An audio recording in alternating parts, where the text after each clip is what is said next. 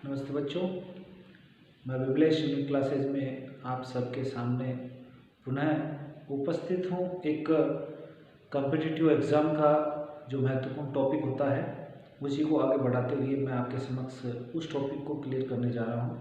तो बहुत ही महत्वपूर्ण टॉपिक और बहुत ही जानदार टॉपिक कहते हैं उसको हम किसी भी कॉम्पिटिटिव एग्ज़ाम में, जो चाहे वो सेकंड ग्रेड का हो चाहे वो रीट लेवल का हो, तो मैं उस टॉपिक के बारे में चर्चा कर रहा हूँ और वो है संधि प्रकरण। संधि प्रकरण में मैंने दीर्घ संधि के कुछ उदाहरण डाल दिए थे, कुछ संधि के जो टिप्स थे वो भी मैंने बताए थे। आज हम जो बताने जा रहा हूँ वो यण संधि है और यण संधि में बच्चों बहुत ही सरल तरीके से मैं आपको समझाने की कोशिश करूँगा।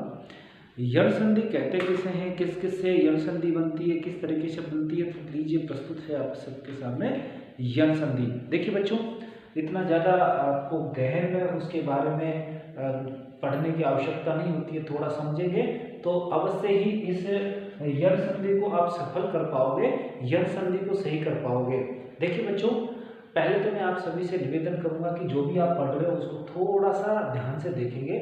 अब यहाँ लिखा हुआ यण संधि, यण संधि में बच्चों क्या करना होता है, एक सूत्र हम अक्सर से पढ़ते हैं और उसको कहते हैं इको यंची। देखो बच्चों, इको यंची अगर हम इसकी व्याख्या करते हैं तो इको यंची में ये कहता है कि इक के स्थान पर यण आदेश हो जाता है। देखो ये कहता है कि इक के स्थान पर, इक के स्थान पर, इक के स्थान पर यण आदेश, यण आदेश। और जो यण आदेश होता है बच्चों, ये जो यण आदेश होगा, ये यण आदेश भी कब होता है, जब अच परे होने पर, अच परे परे होने पर। अर्थात यहाँ एक सिंपल सी हमारे सामने इसकी आइडेंटिफाई निकल करके आती है, इसका एक परिचय निकल करके आया कि इको यंची ये सूत्र आइडेंटिफाई करता है कि इक के स्थान पर यणादेश हुआ कब, जब अच परे होने पर। परे मतलब बाद में, इस परे का अर्थ था बाद में। बाद में कब, कि प्लस से बाद में, यानी कि जो जोड़ेंगे वर्णों को उसके बाद में होना चाहिए अच। अच का मतलब कोई भी स्वर।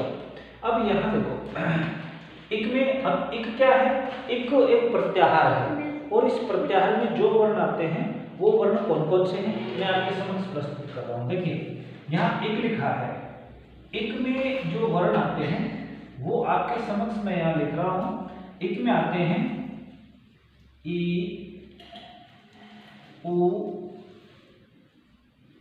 री और नृ। जो माहेश्वर सूत्र है उस माहेश्वर सूत्र में हमारा एक प्रत्याहार होता है। एक में आता है ई, उ, री, री। के जो आता है, के लास्ट में लिखा हुआ वर्ण यहाँ पे है तो उसको हम काउंट नहीं करते हैं। अब ये कह रहा है कि इक के स्थान पर क्रमशः, क्रमशः ध्यान रखिएगा, क्रमशः यण आदेश होता है। यण में भी जो प्रत्याहार बन रहा है, यण में जो वर्ण आ रहा है वो हम यहाँ पे लिखते हैं और यण में जो प्रत्याहार में जो वर्ण आ रहे हैं वो भी क्रमशः हम यहाँ परिवर्तन करेंगे। जैसे यहाँ पे पहला जो है यण, इस यण में ई के स्थान पर, ई के स्थान पर जो हम चेंज करेंगे वो होगा य।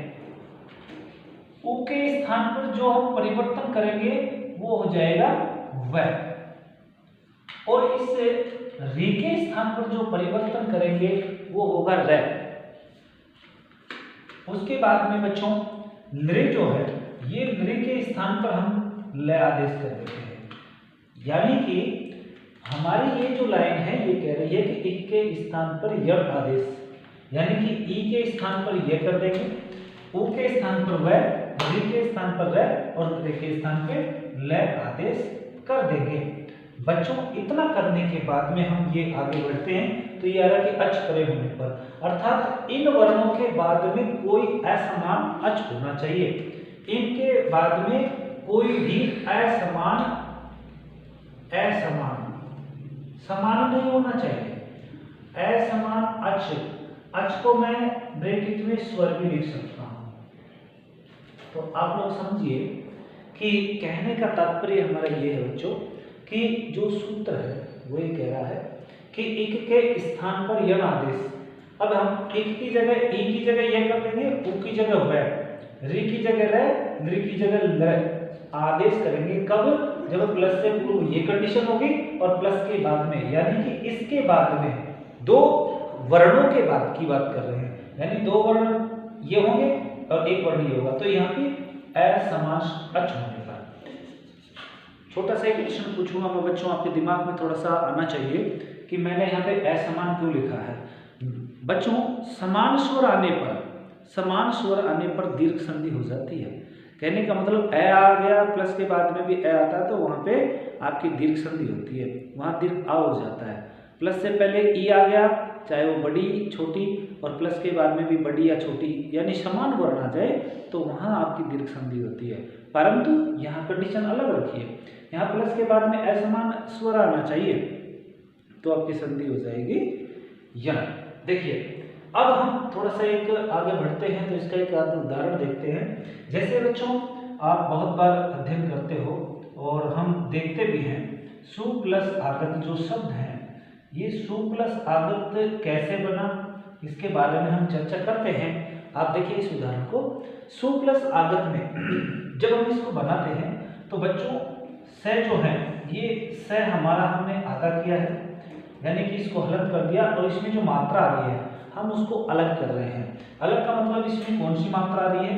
ऊ की मात्रा आ रही है, ऊ की मात्रा आ रही है, उसके बाद में आगत लिख रहे हैं।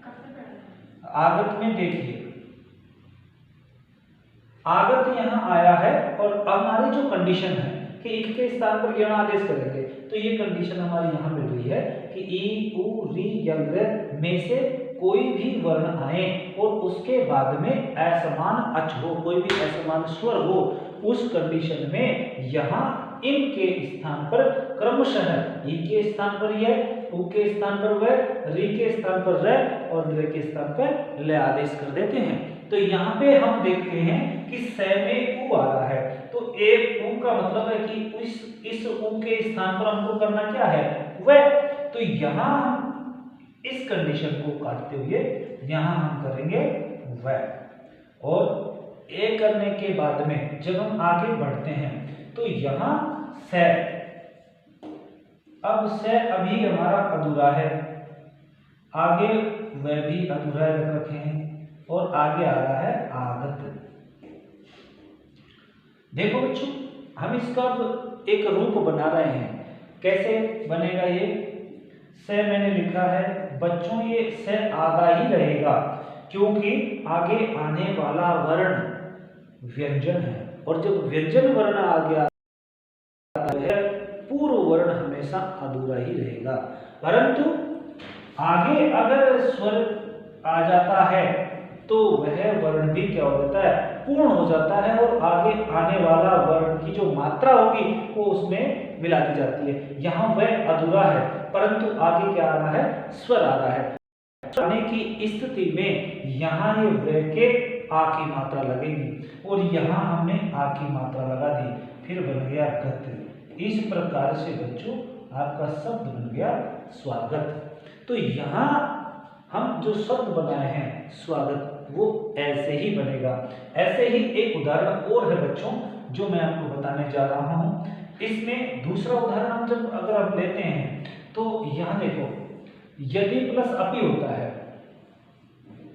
यदि प्लस अपि, हम अगर इसको बनाते हैं यदि प्लस अपि, तो प्लस अपि में भी देखो यदि प्लस अपि जब हम बनाएंगे तो यह द और द में आ रही है आपकी छोटी ई की मात्रा, प्लस के बाद में आ गया अपि। अब हमारी कंडीशन जारी है अभी भी कि यहाँ असमान स्वर है प्लस के बाद में, यहाँ असमान स्वर है प्लस के बाद में, यहाँ प्लस से पहले ई है तो